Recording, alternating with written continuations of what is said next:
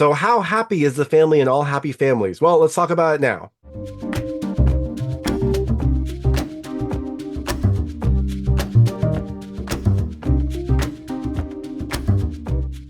Hey everyone, it's David Stark from Watcher Pass. I'm here to talk to you about All Happy Families, which comes to theaters on September 20th, 2024. This is the second feature film from director Haroula Rose, who also wrote and directed Once Upon a River in 2019. I loved that movie. I love this movie. They are very different movies, but I love them both. My hot take on All Happy Families is I definitely think you should watch it. It is just like a beautiful, wonderful film about a family and kind of the love and cracks that form in there. It is definitely a film that has plenty of humor and heart and lots of drama to keep it going. I love that I love the cast. I love that the characters all feel very realized. They're very kind of like multifaceted, which was very interesting to see. And it is just a wonderful overall experience. So, all that being said, I'm going to tell you a little more about the film, a few things I like, a few things I didn't like, and then really quickly go into a recap and the ending. So if you don't know what happens in this movie, and you might not, there are some surprises along the way. I would turn it off when I get to the ending section. Before that, though, I'll keep it vague. I'll keep it spoiler free. I'll let you know when I get to those spoilers.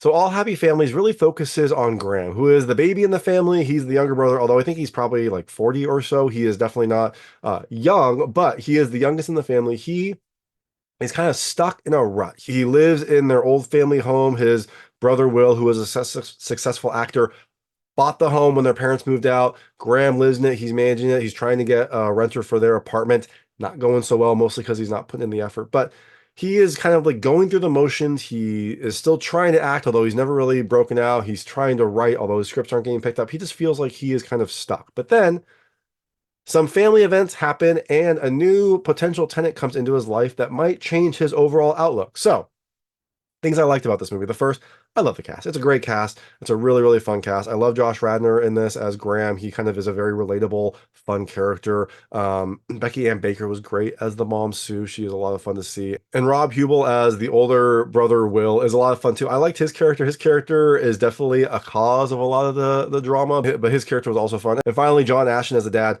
His character is the most gruff, but like you'll see in the next point, he also has some layers as well. So, second thing I love the characters. They all feel very kind of like realized in here. No character is kind of like one dimensional. They all have many facets. Even the characters that you don't like, even the characters that you're not supposed to like, they have moments where they shine through, especially like the dad. He is kind of a gruff character, but there are moments in this film when he just like it shows that he cares, and he also shows that he like is maybe more practical than some of the other characters in his family. So I did like that even though some characters have some rough edges, they all have many different parts of them. The third thing I love the music. It is a really great soundtrack. It has a nice soundtrack to like set the tone here. It's a family drama. There's a lot of emotion in here, and the music does a really good job of both emphasizing that and also being a little bit more lighthearted when there's some funny or happy moments.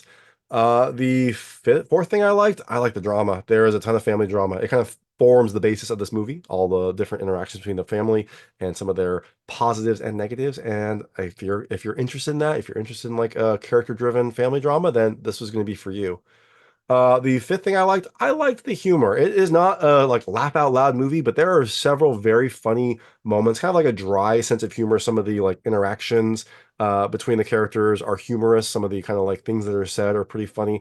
And it does a nice job of mixing up the kind of like more dramatic, serious moments with a little bit of lighthearted humor here and there. And the last thing I love the heart. This is a family drama. It's going to have humor and heart, and this definitely has it. There are definitely some heartfelt moments between these characters. There's definitely some growth in all the characters. You come to this movie to see that, and it definitely delivers. So, things I didn't love as much. I, I'm mixed on this one. It's more of like a neutral. I didn't love the ending, but I understand the ending. It feels like it kind of ended a little bit too quickly. It feels like there could be a little bit more of the story told, but I think that was by design. When I talked to Haroula, she said she wanted to like she played with a couple different endings, but this one just kind of like felt right. It does leave some things open to interpretation. It doesn't wrap everything up in a bow. I kind of like that, but you know what? It is still a fine ending. There is plenty of growth that happens. The characters do, all change and grow throughout the film, but I would have liked a little bit more, just a tiny bit more. I'm going to really go into that in the ending discussion. So don't have to worry about it now, but just know that the ending, it wasn't my favorite part about this film, but the film itself is fantastic. It's a really good overall journey. So definitely check out All Happy Families, which comes to theaters on September 20th, 2024. And I'm going to go into ending and recap right now. So if you don't know what happens in this movie, I would turn it off now because there will be spoilers. So the film mainly focuses on Graham Landry, the kind of like younger brother in the family, the baby of the family. He is living in his parents' home. His parents moved out a while ago, and when they moved out, his brother Will, who is more successful than Graham, he has a hit TV show. He bought the house, and then Graham lives in it and manages it. He's basically like doing his brother a favor. So the house is a main living area and then an apartment, and Graham has been trying to rent the apartment out, but people don't seem to be interested, mostly because the apartment is in disrepair. Graham, as the manager of the place, really should have put some effort into it, but it doesn't seem like he has much drive at all. He is just kind of like existing. He is going to acting auditions, trying to get acting roles, but he's not doing a good job there. He is writing, but none of his scripts have been picked up. It seems like he is just kind of like stuck in a rut. Now, this all changes when a new potential tenant comes, a new renter, this person named Dana, who Graham knew in college, and they recognize each other when she comes to look at the place. They connect instantly, and Graham and her seem to have a really nice chemistry, and Graham ends up renting the apartment to her. He rents it for less than he should, but he seems like he is very excited to get her back in his life, and so this seems to strike a fire under him. He's going to start like fixing up the apartment as you would, and it seems like he might be trying to get his life around. Now, after Graham starts to fix up the place, his brother Will comes by unexpectedly for a late night visit. And this is very strange because it seems like Graham and Will don't see each other very much. And his brother just kind of like shows up at midnight on some night.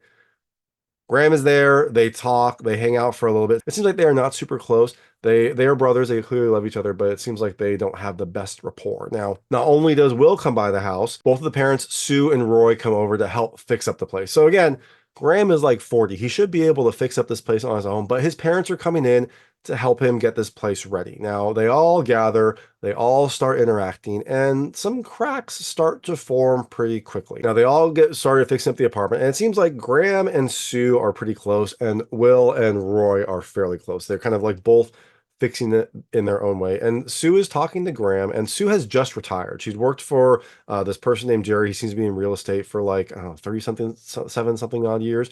And so she has just retired. And at the retirement party, Jerry unexpectedly groped her when he was hugging her goodbye.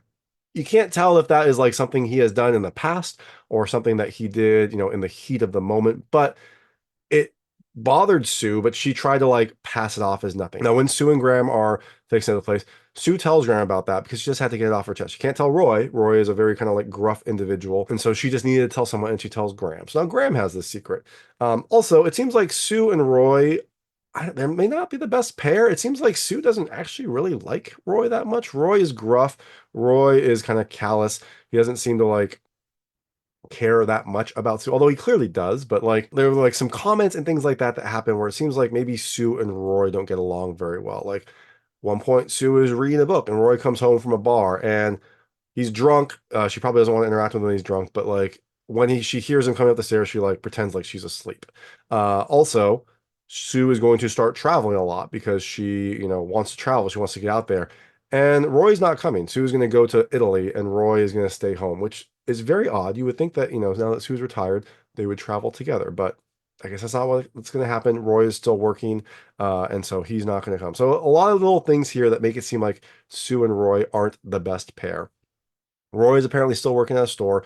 Maybe he couldn't get the time off. Maybe he hasn't retired. Roy seems to have a gambling problem. He seems to be, maybe a little bit of an alcoholic. He's constantly drinking. He's constantly gambling. He's asking Will for money. So Roy is a tough character to love. Now, after they have spent some time fixing up the apartment and reconnecting, they have a lovely family dinner. And one of the things that they do, which I loved, is they take everyone's phone before dinner. So they eat, they talk.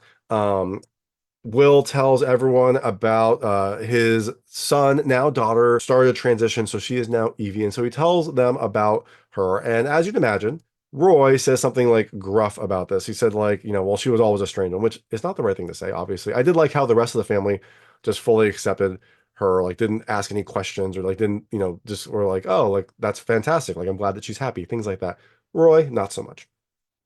Now, while they're doing this, Dana, the new tenant, comes by to drop off the deposit, and Graham is happy to see her, obviously, but he's like, "Hey, you could have just like paid it online." She's like, "Yeah, I could have." So I think she wanted to see him, but then they start talking, and she asks how he's doing with everything, and he's like, fine, I guess. And she's like, oh, you haven't heard the news about your brother. And he's like, what are you talking about? And she's like, oh, well, I didn't want to tell you this. But remember, all their phones were taken during dinner. So while they're eating dinner, they didn't have their phones, a new news story dropped. And so Dana came by, probably because she wanted to see Graham, but also make sure he was okay. A new news story dropped that Will was accused of misconduct on the set of his show. So that all happened while they were at dinner, and so all their phones start blowing up. Will is, unhappy about this. Clearly, that's why he came out here. He came to Chicago from LA randomly in the middle of the night, probably because he knew that this information was going to drop. The parents are dealing with this. Graham's dealing with this, and so everyone is now dealing with this new information. And so after this whole interaction, Will tells everyone what happened, but he sugarcoats it. He says it very vaguely. He says that he like didn't remember what he said, like it was a compliment. And the family's asking very pointed questions, like, "What scene was this? What did you say?" I think Roy asked specifically, like, "What did you say? Like, what did you say to her?" And he's like, "Oh, I don't remember. It was just some compliment." He's like, "Really?" And I liked Roy in this scene because he was very practical. He was very practical. He was very like gruff at his son, being like, essentially, I think he calls him a dumbass, things like that. Roy's character kind of shows through here where he talks about how like, you know, you gotta like take a 6 month break. You gotta like get out of the spotlight, come back, re-energize, something like that. And I liked how, again, I liked how Roy was like the more practical, focused character in this whole interaction. Now, in all of this, Graham gets some really positive news. His agent comes by, who's played by Colleen Camp, the legendary Colleen Camp. She comes by and tells Graham that the producers of Will's show wanted to buy his script. Graham had given his script to Will to give to the producers. Will hadn't read it, but he just gave it straight to the producers, and they liked it. They liked it, and they liked it. They wanted to like option the rights to it, I guess. And Graham is really happy, and he's talking this to his agent about like how it works with the story. And one of the big pieces about his script is that his script he wrote without Will in it, which, I mean, Graham wants to be creative, but that seems like a slap in the face to your brother. But that is why the producers are interested in it, because it is a script that doesn't feature Will. And so while all this, while all the kind of like scrutiny is happening on Will, they can keep making the show. So Will is hurt by this when he finds out that his own brother wrote a script for his show that doesn't include him. And Graham is kind of like mixed on this because he's happy his script got picked up, but I think he, is sad that he hurt his brother. So in all of this, Dana calls Graham and invites him out. She says, "Hey, come by the restaurant. We'll hang out, and then after, let's go to this show." So Graham is excited. He gets ready. He goes to do this. He goes to the restaurant, and then he just kind of like sits there for a while. Like Dana sends like a meal and a drink over to him. It's really cute, but I think he got there too early because while he's there, he's just sitting there for a while, and then the kind of like, I don't know, co-chef, maybe owner of the restaurant, someone named Adam who works with Dana there, comes up and talks to him and basically is like, "Hey, like, Dana's great. You knew her in college. Like, what was she like?" I'm not sure if he's being nice or if he's like interested in Dana. It could be both. He seems nice, but he also seems like maybe he's interested in Dana. So they're talking, and then we find out that Dana has been living with Adam. Like she said that she was crashing with a friend for the last couple of weeks, and that's why she wanted her own place when she first rented the apartment. And we find out that this friend is Adam, an attractive cook who works with her. They seem to have a good chemistry, as you'd imagine. They're in the kitchen all the time. And so I think Graham feels a little threatened by this. Maybe Graham like doesn't think that he belongs here. I'm not sure. But while he's doing this, Will ends up coming to the restaurant, and he kind of embarrasses Graham, but he also is really sweet. I liked this part too because you could see that Will does care about his brother. Like while they're sitting there talking, he's like, go talk to her, like go do something. And then he also like gives Graham his jacket. He's like, "Look, you're going on a date. Like, you got to look better." So he gives Graham his jacket, makes sure he looks good for his date. So again, all the characters have different facets. Like, I like that Will seemed very full of himself, but he did seem to genuinely love his brother. He did seem to like want to look out for him. Whenever they're talking, he would ask Graham like about his audition or about his script, things like that. Even though Will is very self-centered, he did genuinely seem to have some, he did genuinely seem to care about his brother, which I liked a lot. Will also like goes up and talks to Dana in a kind of weird way. He tells her that she shouldn't move in. It's weird, but I think he is again trying to help his brother. He doesn't want his brother to feel conflicted. His Graham has said a couple times, like, oh, I can't date her because she'll be my tenant and that'll be weird and there could be like lawsuits involved. So I think Will is again trying to help his brother. He tells her that she shouldn't move in. And Dana, being the strong, badass person that she is like, that's nice. Get out of my kitchen. So all that happens. And then eventually, I think Graham just like for some reason doesn't feel like he belongs here, deserves Dana. He ends up leaving the restaurant, which is weird. Like he came here for the date. He doesn't stay until they're going to go to this show. He ends up leaving early, goes back to his apartment. Maybe he's dealing with all the other stuff, all the family stuff. There's a lot of family drama that's happening, but he eventually heads back home and the basement's flooded again, which again, like causes more to pile on for him. The basement flooded at the start. He had called a plumber. The plumber is the first person that we met. This plumber seemed lovely. He was very nice. I like this plumber character a lot because he seemed like a both a a good character, but also like a genuine person. Like he came by a little bit later in the movie and came by up to Graham, was like, "Hey, have you gotten the work done yet?" And Graham's like, "Oh, I'm still gonna do it. I'm not sure." And he's like, "Look, I don't care if I'm the one that does it. That work has to get done. I don't want you to have any more like flooding problems. So just get the work done." A very, very nice character overall. Well, now Graham delayed. Graham didn't, take the initiative, which he's kind of done his entire life. And the basement is flooded again. And it seems like he is also like messed up with Dana. Dana ends up calling him and she's like, "Hey, like I'm at the show. You're not here. Like, what's going on?" And he basically says he can't talk right now because he is dealing with a lot of stuff, but he really should have talked to her. That night, after all of this, Sue and Roy have a fight. Roy found out about Jerry groping Sue. Roy ended up punching Jerry at a bar. And so Sue and Roy are having a fight. Roy's like, "Is that the only time that's happened?" Blah, blah, blah, blah. They fight, and that gets interrupted by the kids fighting. Will and Graham end up fighting. And in this hubbub, Sue gets pushed by Graham on accident and she hits a wall. And so this ends the fight. Everyone's very mad in general, and Sue is like embarrassed that this is her family. And then we see Evie. Evie showed up a little bit earlier. Sue was kind of the only person who knew Evie was around. But then Evie shows up. And so now Evie is here. She has seen her father and uncle fighting. She's seen her grandparents fighting. And so it kind of like puts a damper on the entire night. Now, the next morning, Sue and Evie are talking. Sue makes Evie call her mom and tell her where she is. Evie hadn't told her mom. And so Evie is going to drive back to Nashville. It's an 8-hour drive. She doesn't really know why she drove here. I assume she drove here because she wanted to see her dad and see how he was doing with all the stuff that had happened. But you don't really ever find out why Evie drove here. But Evie is here. She's going to drive back to Nashville. And Sue's like, "Hey, I'll go with you. It'll be fun. It'll be a fun girls' trip." Her mom is very excited about this. And she's like, "Oh, if you come, you got to stay for a few days." And Sue was like, "That's fine. That's fine." And so, again, Sue is going to like leave Roy here and drive back to Nashville for some unspecified number of days. And again, I don't know. I don't know what's going to happen with them. It seems like Sue doesn't really like Roy. It doesn't seem like they're a good pair. Sue seems lovely. She is warm. She is loving. She's good at her job. She wants to travel. She wants to sing. Roy doesn't seem to want to do any of that. So I guess we'll see what happens. So as they are packing up, getting ready to leave, Roy comes up to Evie and apologizes for what he said. He said something, dumb the night before when they were arguing, and he gives Evie some flowers. These might be the flowers that Jerry gave Sue at some point. I'm not 100% sure they look kind of like that, but it is a sweet gesture. It is like, a sweet moment for Roy. He is apologizing. He's, saying that, what he said was dumb and that she shouldn't, take anything from it and whatnot. So even Roy has some layers as well. Now, as Sue was getting ready to pack, there was a very specific scene where Sue was packing and she looks at her hand and she looks at her wedding ring. And again, you're like, oh, I don't know. Is Sue gonna is this gonna be the separation? Is Sue gonna take some time to herself and figure out what's happening? You don't know. When she hugs Graham to leave, I looked specifically to see if I could see her left hand. Her left hand isn't shown, so I don't know if she's wearing her ring, but this feels like maybe Sue is going to strike out on her own. But Sue and Evie jump in the car and they leave. Now, the plumber is finally there to fix the basement. And when he gets there, Graham's like, "I need you to drive me somewhere." And the plumber's like, "Hey, I'm still going to charge you."